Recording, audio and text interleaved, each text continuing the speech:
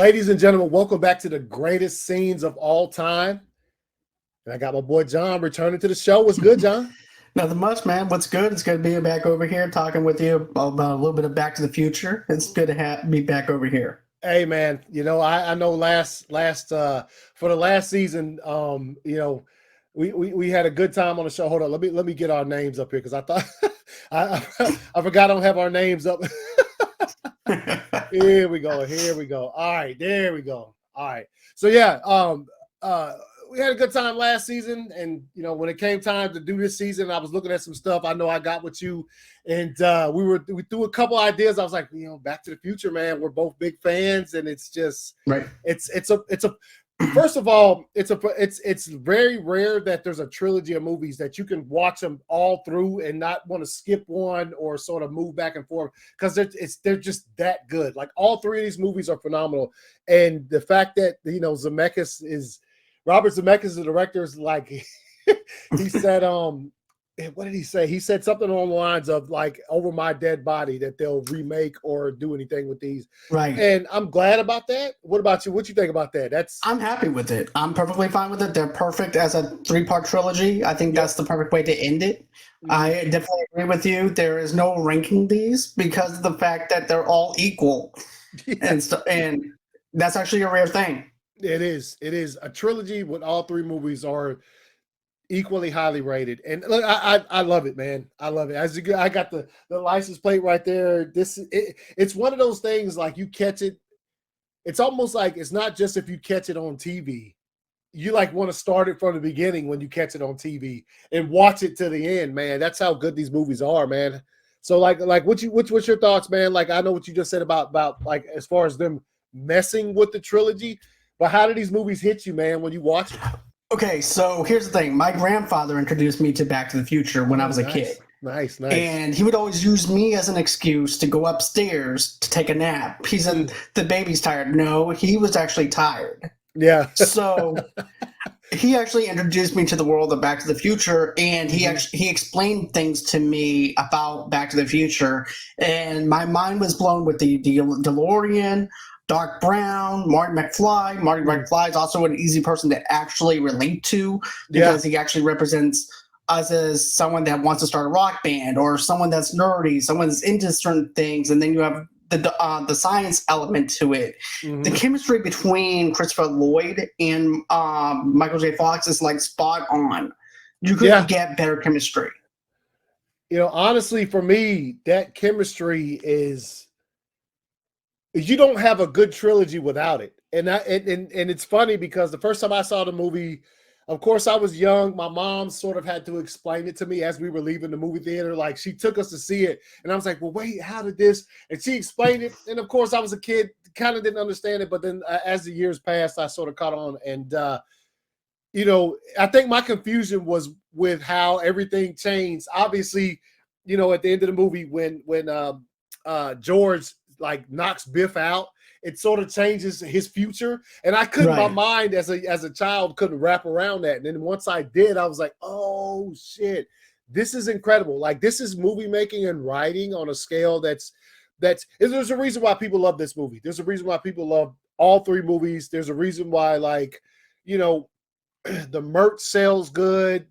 People buy those the hoverboards, and they don't even really hover. They just, what I'm saying, because they just love it so much, man. And so this movie, there's so many scenes that we could have chosen to watch, but this particular one, every time I watch the movie, has me on edge like I've never seen it before because time's running out. We know that the lightning strike is imminent, and it's like, yo, we have to get to this point. And so, are you ready for this, man? Sending Marty back to the future. Go ahead.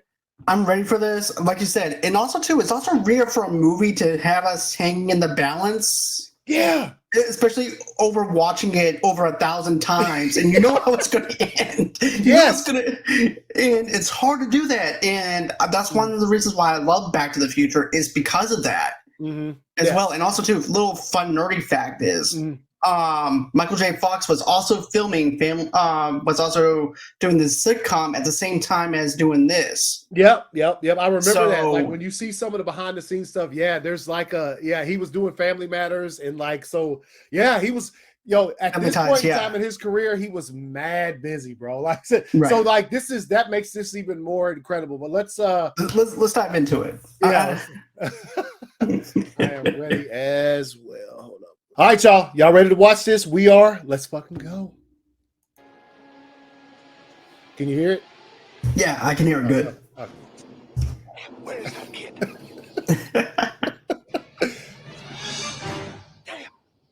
I like how he has 3 different watches. Like Me too. I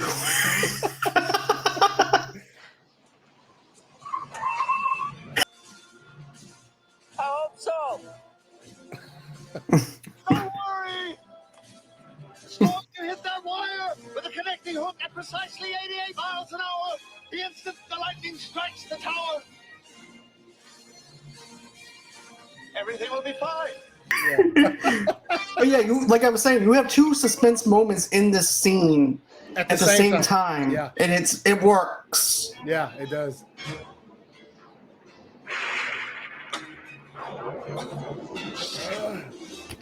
That was perfect. Yeah. Only Doc would think of something like that. Yeah.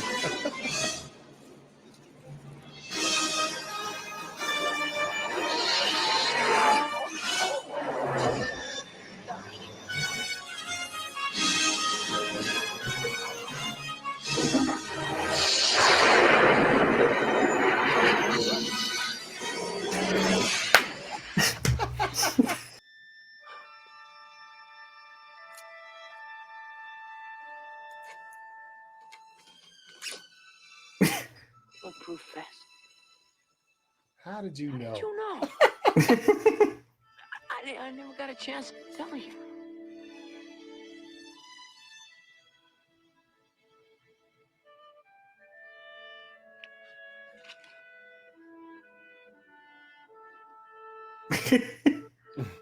About all that talk about screwing up future events, the space-time continuum.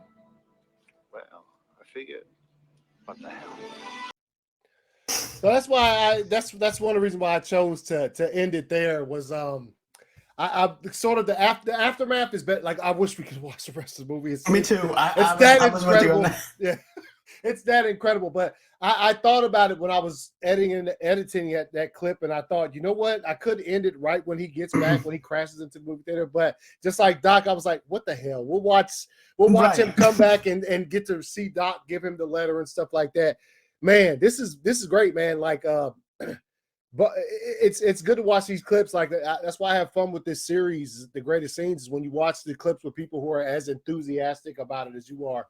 It's like it's fun. It's fun. It really is. It is. It hits me with the nostalgia, and also too like the part where you see Doc zoomed in and he's looking at the watches, and you're just as glued in as an audience member too.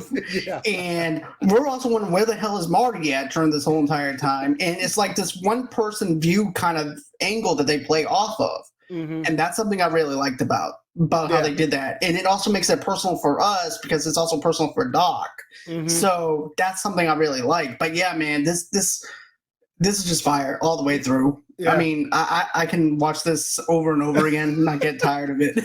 I'm pretty sure I couldn't tell you how many times I've seen this movie. So with that being said, I'm gonna bring it back up, man. We'll go through a couple. We'll just I'll scroll through and we'll just look at a couple. Obviously, this shot you get to see the clock. It's perfect, and then we see Doc come in here. Hold up. This scene, this part right here where I was talking about, where Doc is over there and then there's street. That's something I really like. Yeah. Well, he's looking at his watch and he's like, "Where's this kid?" Obviously, we know where he's been because we just watched him sing "Johnny Be Good." He had to get out of that situation where he got locked in the trunk and all of the good stuff that is Back to the Future. Like, once you get to this point, you have been thoroughly entertained, and this is just incredible. And so Marty gets there, and he tells him, my pops laid Biff out. He's never stood up to Biff before. And then obviously you see right here where he looks at it. He's never stood up He goes, never? He's like, yo, because he knows that's going to change the future, right? And at that time, if you watch it, you're probably not even thinking about that. But yes, that means that, oh, shit, that dynamic will change, especially when you see, especially like when you get to like the second movie and the third one where Biff like takes himself the almanac and all that kind of stuff. We'll continue this the next time we come back to watch. I want to do the greatest moments with Back to the Future 2 and 3 with you. Yeah, okay, yeah, we'll do that. That's for sure. We'll be watching. We'll find us a good scene from 2 and a good scene from 3, and we'll go at it because these movies, it's incredible, man. So of course, he sees the picture. He tells him, I sent you back at the perfect time, tells him what to do. And it's insane. He hugs him right here because he's just like, damn it, dude. Like, he feels it. And obviously Doc gets the letter. He's like, what is this? He's like, I told you not to tell me too much about the future or whatever. See, the thing is, man, this writing is so good. It's so good, man. It's like, it's easy to understand too. Like, as a young kid, though, it's a deep cut for us. Yeah. But once you get older and you connect the dots and everything, it really is an easy story to tell. Yeah, they explain the time travel, they explain the rules, and then once the rules are established, then we get to see those rules being played out, and it actually shows and tells you how it is. Yeah, and they made sure through all 3 movies that if they did something here, it's explained here. It's just. And of course, we've seen time travel done different ways since then, but this is always to me been like the best like version of time travel. Is just if you go back, you kick a shoe off the shelf, it's going to change whatever in the future. So definitely, and obviously you see this, and then you have the storm. Now this is where you think. Obviously you can see Doc up there. He had to reconnect the cables because that's the intricate part of this entire thing of sending Marty back is doing that. And the suspense, man, they built it very well. You had the cable fall. You had Marty go back to the DeLorean. It won't crank. He got down to the starting point and it stopped. Then you had Doc who like sort of is having his troubles hooking these cables up when it comes to the clock. And he's obviously Marty right here trying to tell him, Doc, I gotta tell you about the future. He's like, go, bro. You only got like this many minutes and stuff. You see the lightning striking. But when that clock just winds up dinging at that moment, it's like it's go time. Yeah. It's like, oh shit, I don't have time to think about it. I just gotta go now. For real, for sure. That's and so especially like this scene right here with the things. It's just. Great drama, man. Great drama. This way, like a lot of times you might see something like this in other movies and it might seem a bit silly that it got hooked on his leg and it did. No, this shit has you like, yo, is he going to be able to get that by the time? Because he's just an average guy, right? If there was like John McClane, he would just go on ahead, kick his leg up, catch it, and then connect it. But this is just an average Joe. This is just an average guy like us trying to do this. Yeah. And obviously another good thing was this little piece of the concrete that broke off as he was trying to scale this thing. That's dope. Everything that lends itself to the heartbeat of it, the anticipation where you're sort of watching it like, oh my God, are they going to get this done? All of it was done well, man. And this one, especially once he realized Marty's on his way, he has to connect those and jump down there and reconnect the other one. That's dope. Obviously, Marty, it's funny because he put himself to get there 10 minutes earlier, but what ends up happening is the car doesn't crank, so it we see what happens there. But the lightning struck on point like it's supposed to, send him back to the future, and of course Doc is just like us, like you were just mentioning earlier. Right. He's just like we are, like, oh shit, that worked, like, right. They send him back. So I like that eerie quietness about it, though. Yeah, and until you hear Doc go, woo. He screams, but it's like real quiet. You see the little lightning, you see the license plate, like, sort of flipping or whatever. And that same look, like, dude, that worked. Holy shit. He's probably like thinking right now, I am a real scientist. You know what I'm saying? Like, right. He's probably thinking I'm a fucking genius for this. Yeah. So here's that scene where we were talking about, you got the fire, you got the trails, you got him dancing through it. This is Speaking of fire, that's real fire. Yeah. It is. And then all of a sudden, fast forwards, you got the bomb right there, and that's why one of the reasons, though, I did want to this scene sort of, to me personally, like watching the scene of him getting back. This is part of that scene, which is what I was telling you earlier. I was like, yo, what the hell? We'll watch this too, because I feel as though it's sort of part of it. And I think where I cut it off at is like, that's still part of it, but that's still a different scene, because you sort of see when he wakes up and he's like, yo, what the hell are you wearing? Like, to his brother, you remember? He's like, what the hell is that? He's like, it's what I wear to the office every day, Marty. And it's like it's a scene unto itself. I feel like the opening is basically, this is actually an opening to a closing in a sense, where that's the end of that chapter. Mm-hmm. So it goes into the next day. So it closes out on Marty going back into the house, and it closes out for the next day. I think that's actually the perfect way to end it instead of continuing on. It's like, okay, that part of Marty's life is now closed. Yeah. So now it's time for the new part of Marty that he doesn't know about to continue on what these events happened. Yeah, you hit it right on the nose, because it's like once he wakes up in the morning, his life is forever changed. Like, even though he's had this experience, he's literally come back like almost right when he left. But the morning when he wakes up, everything's different. Everything's different. Mm-hmm. And then obviously Biff he's a little punk bitch. He's like waxing the car and all that stuff. Yeah. So let's go through this. And JCPenney at the mall. I don't know if we don't have those anymore. Right. It makes me sad to see stores, even in Stranger Things, for example, and we see these old stores. I'm like, man. Yeah, I miss those. And also, man, when that comes back, when season 5, because that's what we did. We watched the running up that hit fire. Right. Straight fire. Fire. But I thought it was cool to see him go back from another perspective, the way they did this. But I like this. I know you mentioned it too, as well, as like how fire this is when he sits up. He's like, "You're alive," and he pulls the letter out, and he's like, "What about all of that shit you said?" And then and Doc Brown goes, "I thought, what the hell, man? I might as well let me go check it without, And so, I think it ends great. And then obviously, he tells him, "I'll see you in 30 years or whatever," and he says, "Look me up," and he does, because if you've ever seen the second one, he does look him up, and so. It's a great scene, man. It's a great scene, man. And those movies, man, I never want to see them remade, or I can understand going back and remastering and things of that nature, but don't mess with the movies. There's no need to.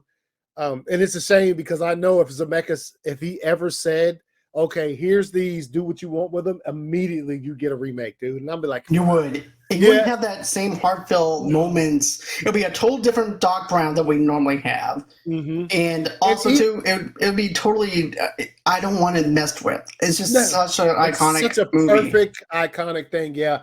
And also, it's even if they try to continue it, of course, that they bring the actors back, and I know it'd be hard for Michael J. Fox to get in there. By the way, I still need to watch his documentary. I heard it's pretty fucking good. It's pretty good.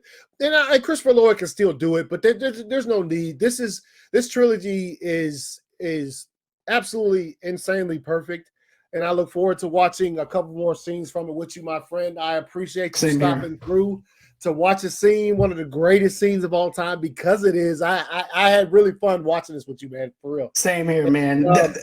You brought back my childhood. You brought me back those memories of me being with my grandfather, watching Back to the Future for the first time. So I thank you for that. Hey, man, this was awesome. I appreciate you coming on as well. You want to tell everybody where they can find you, man? All right, you guys can go ahead and follow me at Movie Lovers Unite on Facebook, underneath Movie Lovers TV Lovers Unite over there. Of course, on YouTube as well as at Movie Lovers Unite. You guys can go on ahead and get audio-only podcasts. As a matter of fact, I'm going to be starting up my own Patreon starting up in September. So keep your eyes out on that. Nice. So it's going to be different from what I normally do. It's going to be more like R-rated content and stuff like that, be a little bit more open and stuff like that. So go on ahead, subscribe, and don't forget to hit that subscribe button whenever you guys go on ahead and visit me. All right, man. And John, I appreciate it as always, man. We always have a good time when we Definitely. get together, whether it's live streaming or something like this. And this movie, this is incredible. And I look forward to doing more of these with you and also joining you on your channel. Ladies and gentlemen, appreciate y'all watching. We'll see you again for some more of the greatest scenes of all time. Peace out. See ya.